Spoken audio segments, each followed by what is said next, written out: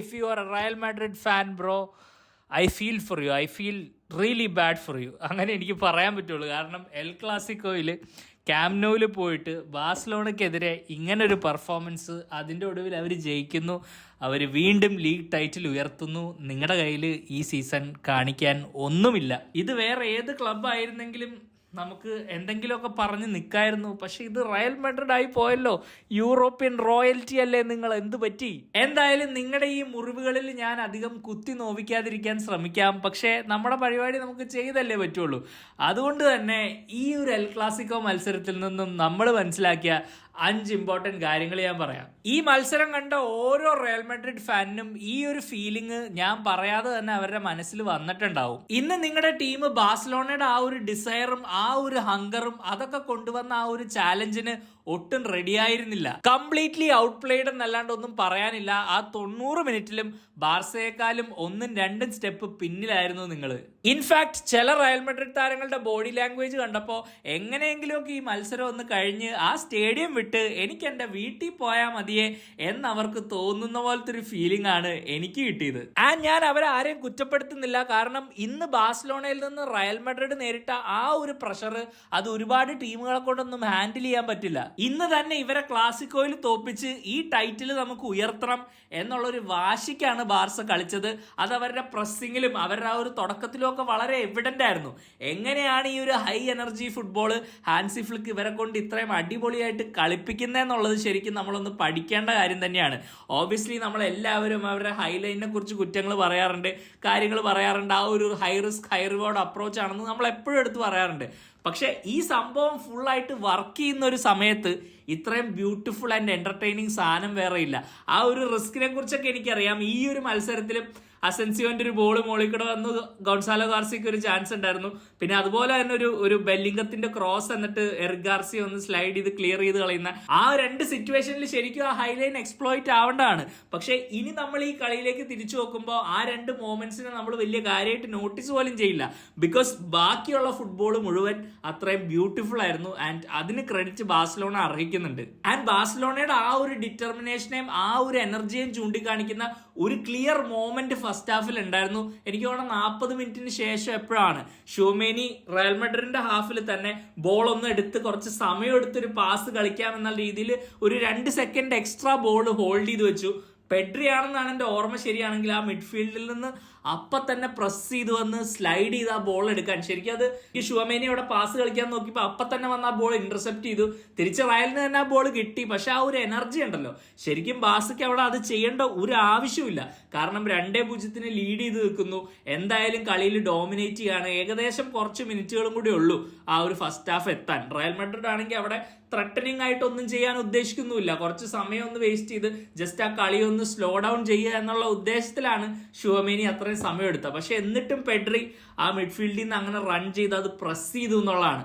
അതിൽ കൂടുതൽ ബാഴ്സലോണയുടെ ആ ഒരു എനർജീനെയും ഹങ്കറിനെയും ഈ മത്സരത്തിൽ വേറെ ഒന്നും ചൂണ്ടിക്കാണിക്കുന്നില്ല. ആ ഒരു മൊമെന്റിൽ വളരെ ക്ലിയർ ആയിരുന്നു എന്താണ് Barcelona, what they stand for under ഹാൻസി Flick. And അത്രയും ഡിസയർ കാണിക്കുന്ന ഒരു ടീം ഈ ലീഗ് ടൈറ്റിൽ ഡിസേർവ് ചെയ്യുന്നു എന്നുള്ളതിൽ ഒരു സംശയവുമില്ല. ഇനി എനിക്ക് സംസാരിക്കാനുള്ളത് ജൂഡ് ബെല്ലിംഗമിനെ കുറിച്ചാണ്. ഞാൻ ഈ സീസൺ ഒരുപാട് ലലീഗ മത്സരങ്ങളൊന്നും കണ്ടിട്ടില്ല. റയലിന്റെ ആയാലും ബാഴ്സലോണയുടെ ആയാലും ചാമ്പ്യൻസ് ലീഗിലുള്ള മാച്ചസ് കാണും. അല്ലാണ്ട് എല്ലാ വീക്കും ഞാൻ ഇവരുടെ മത്സരങ്ങളൊന്നും അങ്ങനെ എടുത്ത് കാണാറില്ല. ഞാൻ കൂടുതലും പ്രീമിയർ ലീഗാണ് ഫോളോ ചെയ്യുന്നത്. ഇനി അതുകൊണ്ട് എനിക്കൊരു മിസ്റ്റേക്ക് പറ്റിയതാണോ എന്ന് എനിക്കറിയില്ല. പക്ഷെ ഞാൻ ഈ മത്സരത്തിൽ ബെല്ലിംഗത്തിനെ നോക്കിയപ്പോൾ ബെല്ലിംഗം എത്രത്തോളം ഇൻഫ്ലുവൻഷ്യൽ ആവുന്ന ചില ഏരിയാസ് ഉണ്ടല്ലോ പിച്ചിൽ, ആ ഏരിയാസിൽ ബെല്ലിംഗത്തിന് ബോൾ പോലും കിട്ടുന്നില്ല എന്നുള്ളൊരു ഒരു കാര്യമാണ്. കുറച്ചും കൂടെ സെൻട്രലി ആ ബോക്സിനോട് അടുത്തുള്ള ആ ഏരിയകളിലൊക്കെയാണ് ബെല്ലിംഗത്തിന് ബോൾ കിട്ടിയാൽ ഏറ്റവും കൂടുതൽ നല്ലോണം എഫക്റ്റീവായിട്ട് ഓപ്പറേറ്റ് ചെയ്യാൻ പറ്റുന്നത്. പക്ഷെ ഈ ഒരു സമയത്ത് ബെല്ലിംഗം പലപ്പോഴും ആ ഒരു പൊസിഷണൽ സെൻസ് ഇല്ലാതെ കളിച്ച പോലെ എനിക്ക് ഫീൽ ചെയ്തു. ഇനി ഇത് എന്തെങ്കിലും ടാക്ടിക്കൽ ഇൻസ്ട്രക്ഷൻ ആണോ, ആർബലോ എന്തെങ്കിലും ചെയ്യാൻ ശ്രമിച്ചതാണോ എന്നൊന്നും എനിക്ക് അറിയില്ല. കാരണം ഞാൻ പറഞ്ഞ പോലെ തന്നെ ഈ സീസൺ റയലിന്റെ ഒരുപാട് മത്സരങ്ങളൊന്നും ഞാൻ ലലീഗയിൽ കണ്ടിട്ടില്ല. പക്ഷെ ഇങ്ങനൊരു സൂപ്പർ താരം ആ ലൈനപ്പിൽ ഉണ്ടായിട്ടും റയൽ മാഡ്രിഡ് അയാളുടെ സ്ട്രെങ്ത്തിനനുസരിച്ചാണോ ഇന്ന് കളിച്ചതെന്ന് എനിക്കറിയില്ല. ഓബിയസ്ലി ബാസ ഇത്രയും പ്രഷർ ഇടുമ്പോൾ ആ ഒരു കാര്യം ഭയങ്കര ഡിഫിക്കൽട്ടാണ്. റയൽ മാഡ്രിഡിനുള്ള ആകെ കൂടെ ഉള്ള ഓപ്പർച്യൂണിറ്റി ആ ബ്രേക്കിൽ അവരെ ഹിറ്റ് ചെയ്യാൻ ശ്രമിക്കുക, ഹൈലൈൻ എക്സ്പ്ലോയിറ്റ് ചെയ്യാൻ ശ്രമിക്കുക എന്നുള്ളത് മാത്രമായിരുന്നു. ഫോമിലാണെങ്കിൽ ബെല്ലിംഗത്തിന് ഉണ്ടാക്കാൻ കഴിയുന്ന ഇമ്പാക്റ്റിനെ കുറിച്ച് നമുക്ക് എല്ലാവർക്കും അറിയാം. പക്ഷെ അതിന്റെ ഒരു നിഴല് മാത്രമായിരുന്നു ഇന്ന് പുള്ളി എന്നാണ് എനിക്ക് ഫീൽ ചെയ്തത്. ഇങ്ങനെ വേണമെങ്കിൽ 1-2 റയൽ മാഡ്രിഡ് താരങ്ങളെ കുറിച്ച് നമുക്ക് ഇന്നത്തെ മത്സരത്തിന് ശേഷം സംസാരിക്കാം. പക്ഷെ ബെല്ലിംഗം കുറച്ചും കൂടെ ക്രിയേറ്റീവായ ഡിഫൻസുകളെയൊക്കെ അൺലോക്ക് ചെയ്യാൻ വളരെ നാച്ചുറലി ഒരു കഴിവുള്ള ഒരു പ്ലെയർ ആണ്. ആൻഡ് ആ പ്ലെയർ കംപ്ലീറ്റ്ലി ഇന്നത്തെ മത്സരത്തിൽ ആ ഒരു ഇമ്പാക്റ്റ് ഉണ്ടാക്കിയില്ലെന്ന് തന്നെയാണ് എനിക്ക് ഫീൽ ചെയ്തത്. ഓബ്വിയസ്ലി ഒരു ഡിസലൗഡ് ഗോളൊക്കെ ഉണ്ടായിരുന്നു, പക്ഷെ 100% ഉറപ്പിച്ച് പറയാം ബെല്ലിംഗം ഇപ്പം ആ പഴയ കോൺഫിഡൻസിലല്ല കളിക്കുന്നത്. കുറച്ച് നാളുകളായിട്ട് അങ്ങനെയാണെന്നാണ് എനിക്ക് മനസ്സിലാക്കാനായത്. എന്തായാലും ആ ഒരു കോൺഫിഡൻസ് എങ്ങനെ ഈ പ്ലെയറിനെ കൊണ്ട് തിരിച്ചെടുപ്പിക്കാനാവും എന്നുള്ളൊരു ചോദ്യമുണ്ട്. അതിന് വേണ്ടത് ഒരു പുതിയ മാനേജർ ആണോ പുതിയ സിസ്റ്റം ആണോ എന്നൊക്കെ ആലോചിക്കേണ്ട സമയം അതിക്രമിച്ചിരിക്കുന്നു. അടുത്ത ഞാൻ പറയാൻ പോകുന്ന കാര്യം റയൽ മാഡ്രിഡിൽ ഈ എൽ ക്ലാസിക്കോയ്ക്ക് മുമ്പ് നടന്ന കുറച്ച് സംഭവ വികാസങ്ങളുമായിട്ട് കണക്ട് ചെയ്തൊരു ഫാക്ടറാണ്. ശരിക്കും അവിടെ നിന്ന് വന്ന വാർത്തകൾ എന്താണെന്നൊക്കെ നമുക്ക് എല്ലാവർക്കും അറിയാം. വാൽവർഡേയും ഷൂമേനിയും തമ്മിലുള്ള ആ ഒരു പ്രശ്നം, എംബാപ്പയുടെ കുറെ കാര്യങ്ങൾ, ഇങ്ങനെ ഒരുപാട് റിപ്പോർട്ടുകൾ ഈ ഒരു കഴിഞ്ഞ കുറച്ച് ദിവസങ്ങളായിട്ട് എന്തായാലും അവിടെ നിന്ന് വന്നിട്ടുണ്ട്. അതിനെല്ലാം ശേഷം ഓബ്വിയസ്ലി ആ ഡ്രസ്സിംഗ് റൂമിൽ എന്തൊക്കെയോ വലിയ പ്രശ്നങ്ങൾ ഉണ്ടെന്നുള്ള ഒരു ഇംപ്രഷൻ തന്നെയാണ് നമുക്ക് പുറത്തുനിന്ന് എല്ലാവർക്കും കിട്ടിയിട്ടുള്ളത്. ഇനിയിപ്പോ ഈ ന്യൂസൊക്കെ ഞാൻ അറിഞ്ഞുകൊണ്ടാണോ ഞാനിങ്ങനെ ചിന്തിക്കുന്നതെന്നറിയില്ല. പക്ഷെ ആ സെക്കൻഡ് ഹാഫിൽ ശരിക്കും റയൽ മാഡ്രിഡ് ആ കളി ചേസ് ചെയ്യാൻ വേണ്ടി സെക്കൻഡ് ഹാഫിന്റെ ഇന്റർവെൽ കഴിഞ്ഞിട്ട് എല്ലാവരും പുറത്തിറങ്ങാൻ നിന്നല്ലോ. അപ്പൊ ആ ടീമിന്റെ ഒരു ടണലിലെ ഒരു സിറ്റുവേഷൻ ഉണ്ടായിരുന്നു. ഷുവമേനിയും റൂഡിഗറും പിന്നെ കുർട്ടുവായും മാത്രം അവിടെ ആദ്യം വന്ന് നിൽക്കുന്നു. പിന്നെ പതുക്കെ ഓരോ കളിക്കാരായിട്ട് ഇങ്ങനെ നടന്നു വരുന്നു. എന്നിട്ട് അവസാനം അവർ ഇറങ്ങുമ്പോഴും പിച്ചിലേക്ക് ഇറങ്ങുമ്പോഴും അങ്ങനെ ഭയങ്കര സ്കാറ്റേഡ് ആയിട്ടൊക്കെയാണ് ഇറങ്ങുന്നത്. എനിക്കിത് കണ്ടപ്പോൾ ശരിക്കും പണ്ട് നമുക്കറിയാം ചാമ്പ്യൻസ് ലീഗ് ഫൈനലിൽ റയൽ മാഡ്രിഡിന്റെ ഒരു ടണലിൽ ഒരു ഇമേജ് ഉണ്ട്. നിങ്ങളെല്ലാവരും ഓർക്കുന്നുണ്ടാവും. റൊണാൾഡോ, ബെയിൽ അവരൊക്കെ ഉള്ളപ്പോൾ സിഡാന്റെ കീഴിലുള്ള ആ ഒരു ടീം എല്ലാവരും കറക്റ്റ് സ്റ്റഡി ആയിട്ട് കറക്റ്റ് ഇങ്ങനെ ഒരു ഒറ്റ ഡിറ്റർമിനേഷനിൽ നിൽക്കുന്ന ഒരു ഭയങ്കര ഐക്കോണിക് ഫോട്ടോയാണ്. നിങ്ങൾ എല്ലാവരും അത് കണ്ടിട്ടുണ്ടാവും. അത് ഓബ്വിയസ്ലി കളിക്ക് മുമ്പുള്ളൊരു സീനാണത്. അതുകൊണ്ടായിരിക്കാം ചിലപ്പോൾ അങ്ങനെ വന്നത്. പക്ഷെ എന്തൊക്കെ തന്നെ ആയാലും ഈ ടീമിന്റെ ഉള്ളിൽ എന്തൊക്കെയോ വലിയ പ്രശ്നങ്ങൾ ഉണ്ടെന്നുള്ള കാര്യം വളരെ എവിഡന്റ് ആണ് ഇപ്പോൾ. കാരണം അവരുടെ പിച്ചിലും ഒരു ഒത്തിണക്കവും ഇല്ല. അവർ ബിഹൈൻഡ് ദ സീൻസും ആരും അങ്ങനെ ഒന്നും കണക്ട് ആവുന്നില്ലെന്നാണ് എനിക്ക് ഫീൽ ചെയ്യുന്നത്. ബിക്കോസ് ഒരു മത്സരമൊക്കെ ചേസ് ചെയ്യുമ്പോൾ ശരിക്കും നമുക്ക് ഇങ്ങനെ ഒരു big match away from home നമ്മുടെ ബിഗ്ഗസ്റ്റ് റൈവൽസ് ആയിട്ട് എന്തെങ്കിലും ഒരു മോട്ടിവേഷൻ അല്ലെങ്കിൽ എന്തെങ്കിലും ഒരു ഡ്രസ്സിംഗ് റൂമിൽ എന്തെങ്കിലുമൊക്കെ സംസാരിച്ച് ഒരു എനർജിയോടുകൂടിയല്ലേ സാധാരണ ടീമുകൾ പുറത്തേക്ക് വരിക. യൂഷ്വലി എങ്ങനെയെങ്കിലുമൊക്കെ ട്രെയിൽ ചെയ്യുന്ന ടീമുകളാണെങ്കിൽ ചിലപ്പോൾ ആദ്യം തന്നെ പിച്ചിലെത്തും. ലൈക്ക് എപ്പോഴെങ്കിലും കളി തുടങ്ങാം എന്ന് മുട്ടി നിൽക്കുന്ന പോലെ നിൽക്കും. പക്ഷെ ഇതൊരുമാതിരി റയൽ ഭയങ്കര ആടിത്തൂങ്ങി പതുക്കെയൊക്കെയാണ് വന്നത്. അപ്പം അതൊക്കെ കാണുമ്പോഴത്തേക്കും എനിക്ക് ഫീൽ ചെയ്യുന്ന ഈ ക്ലബിൽ എന്തൊക്കെയോ വലിയ പ്രശ്നങ്ങളുണ്ട്. അങ്ങനെയൊക്കെയാണ് എനിക്ക് തോന്നിയത്. പ്ലെയേഴ്സ് തമ്മിൽ എന്തായാലും അതിൻ്റെ ഒരു വലിയ ഈഗോ പ്രശ്നങ്ങളോ കാര്യങ്ങളോ ഒക്കെ ഉണ്ടാവും. ബിക്കോസ് ഇങ്ങനെ ഒരു ഇൻസിഡന്റ് ഡ്രസ്സിംഗ് റൂമിൽ ഉണ്ടാവുകയാണെങ്കിൽ അവിടെ 2 സൈഡ് എടുക്കാൻ പ്ലെയേഴ്സ് ഉണ്ടാവും. അതെന്തായാലും ഉറപ്പാണ്. കാരണം ഇത് പല ക്ലബ്ബുകളിലും ഇങ്ങനെ പിടിയിലേക്കൊക്കെ പോയിട്ടില്ലെങ്കിലും ഇങ്ങനെയൊക്കെ സംഭവിച്ചിട്ടുണ്ട്. കുറെ കാര്യങ്ങൾ, ഈഗോ പ്രശ്നങ്ങളും കാര്യങ്ങളും ഒക്കെ എല്ലാ ക്ലബ്ബിലും മിക്ക ക്ലബ്ബുകളിലും ടോപ്പ് ക്ലബ്ബുകളിലും സംഭവിച്ചിട്ടുള്ള കാര്യങ്ങളാണ്.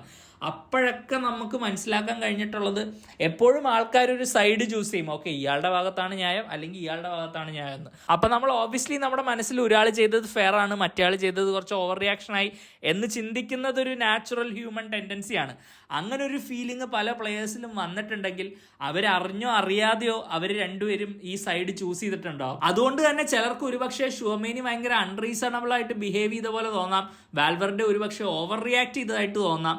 അങ്ങനെ എന്ത് തോന്നിയാലും അത് ക്ലബിന് നല്ല കാര്യമല്ല. കാരണം പ്ലെയേഴ്സ് ടീം എന്നൊക്കെ പറയുമ്പോൾ ഒരു യൂണിറ്റി ഭയങ്കര ആവശ്യമാണ്. എസ്പെഷ്യലി ഇപ്പൊ റയലിന്റെ സിറ്റുവേഷൻ നമുക്കറിയാം. സിൽവർ വെയർ ഒന്നും ഇല്ലാണ്ട് കഷ്ടപ്പെടുന്ന ഒരു സിറ്റുവേഷനാണ്. ബാഴ്സലോണ അങ്ങനെ ലീഗ് അടിക്കുന്നു വീണ്ടും. അങ്ങനെ ഒരു സിറ്റുവേഷൻ യൂഷ്വലി അറ്റ്ലീസ്റ്റ് യൂറോപ്പിലെങ്കിലും ഒരു ഡീപ്പ് റൺ ഉണ്ടാവണം. അതാണല്ലോ ഈ ക്ലബിന്റെ ഒരു വലിയ ഐഡന്റിറ്റിയുടെ ഭാഗമായിട്ടുള്ള ഒരു കാര്യമാണ്. അവിടെ നിരാശ അങ്ങനെയൊക്കെ നിൽക്കുമ്പോഴത്തേക്കും ഈ ടീമിന്റെ ഉള്ളിൽ തന്നെ ഇങ്ങനെ ഒരു യൂണിറ്റി ഇല്ലാണ്ടാകുമ്പോൾ അത് തീർച്ചയായിട്ടും വലിയൊരു ഡാമേജ് ആ ക്ലബിന് ഉണ്ടാക്കും എന്നുള്ളതിൽ ഉറപ്പാണ്. ആർബലോയുടെ ഈ ഒരു സിറ്റുവേഷനിലോട്ടുള്ള സമീപനം കണ്ടിട്ട് എനിക്ക് അത് ഭയങ്കര കൺവിൻസിങ് ആയിട്ടൊന്നും തോന്നുന്നില്ല. പുള്ളിക്ക് ഈ പ്ലെയേഴ്സിന്റെ കയ്യിൽ നിന്നും ഒരു വലിയ റെസ്പെക്റ്റ് ഒന്നും കമാൻഡ് ചെയ്യാനുള്ള ആ ഒരു കേപ്പബിലിറ്റി ഉണ്ടെന്ന് എനിക്ക് പേഴ്സണലി ഫീൽ ചെയ്യുന്നില്ല. ഞാൻ ഒരിക്കലും ഒരു കോച്ചിനെ അങ്ങനെ കുറച്ച് കാണുകയോ അല്ലെങ്കിൽ കുറ്റപ്പെടുത്തുകയോ ഒന്നുമല്ല. പുള്ളി ഓബ്വിയസ്ലി ഈ ക്ലബിനൊക്കെ കളിച്ചിരിക്കുന്ന ആളാണ്, അക്കാഡമിയിലൂടെയൊക്കെ കോച്ച് ചെയ്ത് വന്നിരിക്കുന്ന ഒരാളാണ്.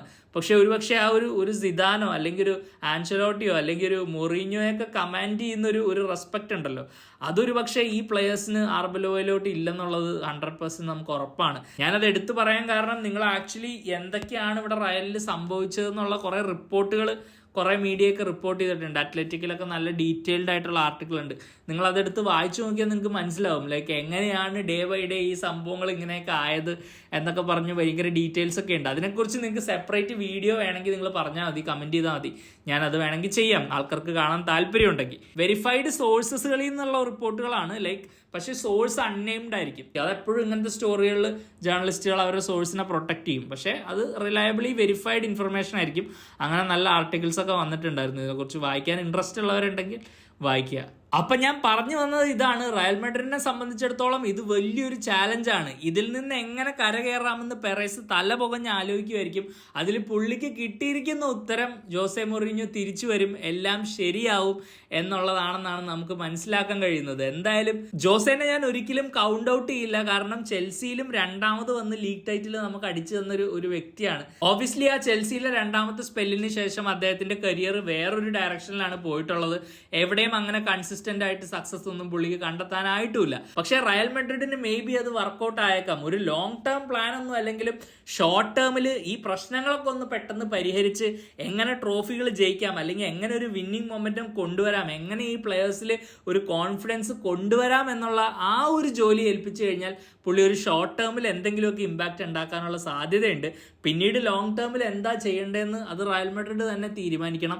പക്ഷേ ഈ ഗ്രൂപ്പ് ഓഫ് പ്ലെയേഴ്സ് ഉണ്ടല്ലോ, ഇവർ അത്യാവശ്യം പ്രശ്നക്കാർ തന്നെയാണെന്നുള്ളതിൽ എനിക്ക് സംശയമൊന്നുമില്ല. കാരണം ഷാബി അലോൺസോന്റെ സാക്കിങ്ങിലും ഒക്കെ അത് ഭയങ്കര എവിഡന്റ് ആണ്. ഈ ഡ്രസ്സിംഗ് റൂമിൽ നടന്ന കളികളെക്കുറിച്ചും ഈ ഡ്രസ്സിംഗ് റൂമിൽ എന്തൊക്കെയാണ് സംഭവിച്ചതെന്നുള്ളത് നമുക്ക് എല്ലാവർക്കും ചിന്തിച്ചാൽ കിട്ടാവുന്ന ഉത്തരങ്ങളേ ഉള്ളൂ. അതുകൊണ്ട് ഈ പ്ലെയേഴ്സ് എല്ലാവരും തന്നെ ഭയങ്കര ഡീസൻ്റ് ആയിട്ടുള്ള ആൾക്കാരാണെന്ന് ഞാൻ വിചാരിക്കുന്നില്ല. നല്ല ഈഗോയും കാര്യങ്ങളും ഒക്കെ ഉള്ള പ്ലെയേഴ്സ് തന്നെയാണ്.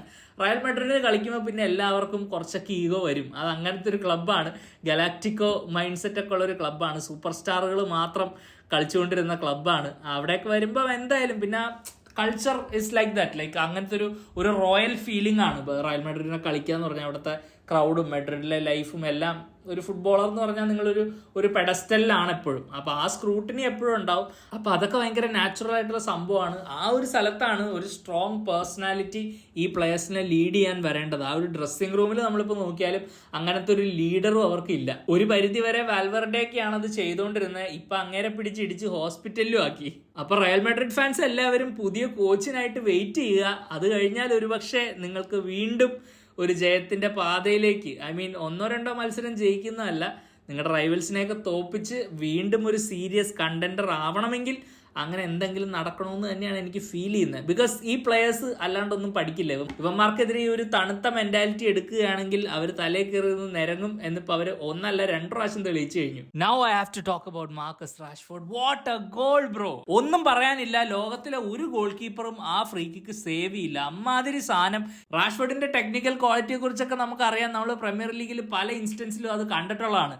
പക്ഷെ ഈ പ്ലെയർ ഒരു റിമാർക്കബിൾ ഡൗൺഫോളിലൂടെ കടന്നുപോയത് നമുക്കറിയാം അല്ലെ. മാഞ്ചസ്റ്റർ യുണൈറ്റഡിൽ ആ ബമ്പർ കോൺട്രാക്റ്റിന് ശേഷം എന്താണ് സംഭവിച്ചതെന്ന് നമുക്കറിയാം. ലിറ്ററലി യുണൈറ്റഡ് പറഞ്ഞു വിട്ട ഒരു പ്ലെയർ ആണ്. ഇവിടെ നിന്ന് പോയി തരൂ, എങ്ങനെയെങ്കിലും ഈ സ്ഥലം ഒന്ന് കാലിയാക്കൂ എന്ന് പറഞ്ഞ് പറഞ്ഞു വിട്ട ആ പയ്യൻ ഇപ്പൊ ബാഴ്സലോണയിൽ വന്ന് എൽ ക്ലാസിക്കോയിൽ റയൽ മാഡ്രിഡിനെതിരെ അവരെ ലീഗ് ടൈറ്റിലേക്ക് അടുപ്പിക്കുന്ന ആദ്യ ഗോള് തിബോ കുർട്ടുവയ്ക്കെതിരെ ഒരു ഫ്രീ കിക്കിലൂടെ നേടുന്നു. എന്തൊരു ഇൻക്രെഡിബിൾ സ്റ്റോറിയാണത്. ബാഴ്സലോണ ഇപ്പോഴും റാഷ്ഫോർഡിന്റെ ആ ഒരു ലോൺ അത് പെർമനന്റ് ആക്കാനുള്ള വലിയ താല്പര്യങ്ങളൊന്നും അങ്ങനെ അധികം കാണിച്ചിട്ടില്ലെന്ന് തന്നെയാണ് റിപ്പോർട്ടുകൾ. ഓബ്വിയസ്ലി ആ ഒരു ലോൺ 1 വർഷം കൂടെ എക്സ്റ്റെൻഡ് ചെയ്യാൻ പറ്റുവാണെങ്കിൽ അവർ കൺസിഡർ ചെയ്തേക്കാം. കാരണം ഫൈനാൻഷ്യൽ ഇംപ്ലിക്കേഷൻസിനെ കുറിച്ചൊക്കെ നമുക്കറിയാം. ഈവൻ ഇഫ് ബാഴ്സലോണയിൽ ഒരു അവസരം ഇല്ലെങ്കിലും റാഷ്ഫോർഡിന് ചിലപ്പോൾ ഇംഗ്ലണ്ടിൽ വീണ്ടും ആ കരിയർ ഒന്ന് കിക്ക് ഓഫ് ചെയ്യാൻ പറ്റുമായിരിക്കും. യുണൈറ്റഡിന്റെ മാനേജർ ഈ സമ്മറിന് ശേഷം കാരിക്ക് തന്നെയാണെങ്കിൽ തീർച്ചയായിട്ടും പുള്ളി റാഷ്ഫോർഡിനെ തിരിച്ചു വിളിക്കുന്ന കാര്യം എന്തായാലും കൺസിഡർ ചെയ്യുമെന്ന് തന്നെയാണ് എനിക്ക് ഫീൽ ചെയ്യുന്നത്. ബിക്കോസ് കാരിക്ക് ഡേ 1 തൊട്ട് എടുത്തിട്ടുള്ള അപ്രോച്ച് ഭയങ്കര ക്ലിയർ ആണ്. യുണൈറ്റഡിന്റെ സ്ക്വാഡിലുള്ളതും അതുപോലെ ലോണിന് പോയിട്ടുള്ള ഏതൊരു പ്ലെയറിനും അവിടുത്തെ ഡോർ എപ്പോഴും ഓപ്പൺ ആണ്. തിരിച്ചു വരാം, കളിക്കാനുള്ള അവസരങ്ങൾ കൊടുക്കാൻ പുള്ളി റെഡിയാണ്. അങ്ങനെ ഒരു ഓപ്പൺ അപ്രോച്ചാണ്. ഈ ഗോളിന് ശേഷം ഇനിയിപ്പോ ബാഴ്സലോണ പെർമനന്റ്ലി റാഷ്ഫോർഡിനെ സൈൻ ചെയ്യാൻ പുഷ് ചെയ്യുമോന്നറിയില്ല. പക്ഷെ പുഷ് ചെയ്തില്ലെങ്കിലും ആ ഒരു ഗോള് ഒരു വലിയ സ്റ്റേറ്റ്മെന്റ് ആണ്. നല്ലൊരു എൻവയോൺമെന്റിൽ നല്ലൊരു ബിലീഫ് ഈ പ്ലെയറിന് നൽകുകയാണെങ്കിൽ ഇങ്ങനത്തെ മോമെന്റ്സ് റാഷ്ഫോർഡിന് പ്രൊഡ്യൂസ് ചെയ്യാനാവും എന്നുള്ളൊരു ഓർമ്മപ്പെടുത്തൽ. ഇനി നമ്പർ 1 പോയിന്റിലേക്ക് വരാം. ഈ ഒരു ലലീഗ ടൈറ്റിൽ അടിക്കുന്ന ആ ഒരു സന്തോഷത്തിലും എല്ലാ ബാഴ്സലോണ ഫാൻ്റെ മനസ്സിലും ഒരു കാര്യം ഉണ്ടാവുള്ളൂ, എന്നാണ് നമ്മൾ ഇനി ആ ചാമ്പ്യൻസ് ലീഗ് അടിക്കാൻ പോകുന്നത്. ബിക്കോസ് ഇനി അതാണ് ഹാൻസി ഫ്ലിക്കിനുള്ള ആ ഒരു ബിഗ് ഒബ്ജക്റ്റീവ്. ഒബ്വിയസ്ലി വീണ്ടും എക്സ്റ്റൻഷൻ ആയിട്ടുണ്ട്. ഇനി ആ ഒരു ട്രോഫിക്ക് വേണ്ടിയുള്ളൊരു ഹണ്ടാണ്. ബിക്കോസ് നമുക്കറിയാം ലലീഗ ഇപ്പോൾ അടിച്ചു 2 സീസൺ. ഇനി ആ ഒരു ട്രോഫി എന്ന് ലിഫ്റ്റ് ചെയ്യും, അതാണ് എല്ലാവർക്കും അറിയാൻ താല്പര്യം. ബിക്കോസ് കഴിഞ്ഞ ഒരു ഡെക്കേഡിൽ ബാഴ്സലോണയ്ക്ക് ആ ഒരു ട്രോഫി ലിഫ്റ്റ് ചെയ്യാനായിട്ടില്ല. ആൻഡ് ബാഴ്സലോണയെ സംബന്ധിച്ചിടത്തോളം റയൽ മാഡ്രിഡിനെ ഏറ്റവും കൂടുതൽ അവർ എൻവി ചെയ്യുന്നത് ഒരു പക്ഷേ ഈ ഒരു യൂറോപ്യൻ അച്ചീവ്മെന്റ് കൊണ്ട് തന്നെയായിരിക്കും. ആൻഡ് ഇത്രയും നാളായിട്ടും അവർക്ക് ആ ട്രോഫി ലിഫ്റ്റ് ചെയ്യാനായിട്ടില്ല എന്നുള്ളത് ആഴത്തിൽ പതിഞ്ഞ ഒരു മുറിവ് തന്നെയാണ്. ഫ്ലിക്കിന് ഓബ്വിയസ്ലി ആ ഒരു ടൂർണമെന്റ് ജയിച്ച എക്സ്പീരിയൻസ് ഉള്ളൊരു കോച്ചാണ്. അതുകൊണ്ട് തന്നെ അടുത്ത സീസൺ ബാഴ്സലോണ ഫാൻസ് എക്സ്പെക്ട് ചെയ്യുന്നത് ആ ഒരു ട്രോഫി തന്നെയായിരിക്കും. ഞാൻ പലരോടും സംസാരിച്ചപ്പോൾ എനിക്ക് മനസ്സിലായത് ഈവൻ ആ ലീഗ് ടൈറ്റിൽ ഇനി അടുത്ത സീസൺ കിട്ടിയില്ലെങ്കിലും ആ ചാമ്പ്യൻസ് ലീഗ് കിട്ടിക്കഴിഞ്ഞാൽ അവർ ഹാപ്പി ആയിരിക്കും എന്നുള്ളതാണ്. ബിക്കോസ് അവർ അവസാനം ആ ട്രോഫി ജയിച്ചതിന് ശേഷം ഇങ്ങോട്ടുള്ള ഓരോ എക്സിറ്റും നമ്മൾ എടുത്തു നോക്കുകയാണെങ്കിൽ അത് അത്രയും ഹാർട്ട് ബ്രേക്കിംഗ് ആയിരുന്നു. I hate Barcelona, but imagine what they went through. Roma, Liverpool, അങ്ങനെ എത്ര മൊമെന്റുകൾ. സോ ഫ്ലിക്കിന് പൂർണ്ണ ബോധം ഉണ്ടാവും ആ ഒരു ട്രോഫി അടുത്ത കൊല്ലം ജയിക്കാനായാൽ അദ്ദേഹത്തിന്റെ സ്റ്റാറ്റസ് അതൊരു കൾട്ട് ലെവലിലേക്ക് പോകും. ഒരുപക്ഷെ ഒരു പെപ് ഗ്വാർഡിയോള, ഒരു ഫ്രാങ്ക് റൈക്കാർഡ്, ഒരു യോഹൻ ക്രൈഫ് എന്നൊക്കെ ഞാൻ കുറച്ച് എക്സാജറേറ്റ് ചെയ്ത് പറയുന്നതാണ്. പക്ഷെ എന്നിരുന്നാലും ആ ഒരു സെയിം സ്കൂൾ ഓഫ് തോട്ടിൽ നിന്നൊക്കെ വന്നിരുന്ന ഒരുപാട് മാനേജേഴ്സിനെ നമുക്കറിയാം. ആ ഒരു ലെഗസി എപ്പോഴും ബാഴ്സലോണയ്ക്ക് ഉണ്ടായിട്ടുണ്ട്. ആൻഡ് ഇപ്പോൾ ഫ്ലിക്കിലൂടെ അവർക്ക് ആ ചാമ്പ്യൻസ് ലീഗ് ട്രോഫിയിലേക്ക് അടുത്ത സീസൺ എത്താനായാൽ അവർക്കൊരു കംപ്ലീറ്റ് ഫീലിംഗ് ഉണ്ടാവും. ബട്ട് എനിവേ, ഈ league done and dusted this season. Real മാഡ്രിഡിനെ തോപ്പിച്ച് തന്നെ ആ ഒരു ട്രോഫി ഉയർത്തി എന്നുള്ളത് ഒരു വലിയ ഫാക്ട് തന്നെയാണ്. ആൻഡ് ഓബ്വിയസ്ലി ഹാൻസി ഫ്ലിക്കിന്റെ അച്ഛനെ നഷ്ടമായതിന് ഏകദേശം മണിക്കൂറുകൾക്ക് ശേഷമായിരുന്നു ഈ മത്സരം. ആൻഡ് പുള്ളി അത് ഭയങ്കര പ്രൊഫഷണലി ഡീൽ ചെയ്തു. ഇനിയിപ്പോൾ പുള്ളി തിരിച്ച് ജർമ്മനിക്ക് പോകുമെന്നാണ് അറിയാൻ സാധിച്ചത്. അപ്പോൾ എന്തായാലും ആ ഒരു കറേജിനെയും നമ്മൾ എപ്പോഴും റെസ്പെക്ട് ചെയ്യണം. Because it's not easy. നമ്മൾ പലപ്പോഴും കോച്ചുകളെയും പ്ലെയേഴ്സിനെയൊക്കെ നമ്മുടെ രീതിയിൽ ആ ഒരു ഹ്യൂമൻ എലമെന്റിൽ നിന്ന് കാണാറില്ല. അവർക്ക് എന്തും ചെയ്യാൻ പറ്റണം എന്നുള്ളൊരു ആംഗിളിൽ നിന്നാണ് നമ്മൾ ആരാധകരെന്ന രീതിയിൽ എപ്പോഴും കാണുന്നത്. പക്ഷേ ഇങ്ങനത്തെ പേഴ്സണൽ ലോസുകളെയൊക്കെ ബാറ്റിൽ ചെയ്ത് അങ്ങനെ ഒരു മത്സരത്തിന് വരിക, എന്നിട്ട് അതിൽ സക്സസ് കണ്ടെത്തുക എന്നുള്ളതൊക്കെ വലിയൊരു കാര്യം തന്നെയാണ്. അപ്പൊ എന്തായാലും എൽ ക്ലാസിക്കോ ഇവിടെ അവസാനിച്ചിരിക്കുകയാണ്. ഈ ഒരു മത്സരത്തിനെ കുറിച്ചുള്ള നിങ്ങളുടെ അഭിപ്രായങ്ങൾ തീർച്ചയായിട്ടും കമന്റ് ചെയ്യുക. റയൽ മാഡ്രിഡിന്റെ പ്രശ്നങ്ങൾ എന്താണ്, ബാഴ്സലോണയ്ക്ക് അടുത്ത കൊല്ലം ചാമ്പ്യൻസ് ലീഗ് അടിക്കാൻ പറ്റുമോ പറ്റില്ലയോ, അതെല്ലാം നിങ്ങൾ തീർച്ചയായിട്ടും കമന്റ് ചെയ്യുക. പുതിയൊരു വീഡിയോ ആയിട്ട് നമുക്ക് വീണ്ടും കാണാം. അതുവരേക്കും you take care. Bye for now.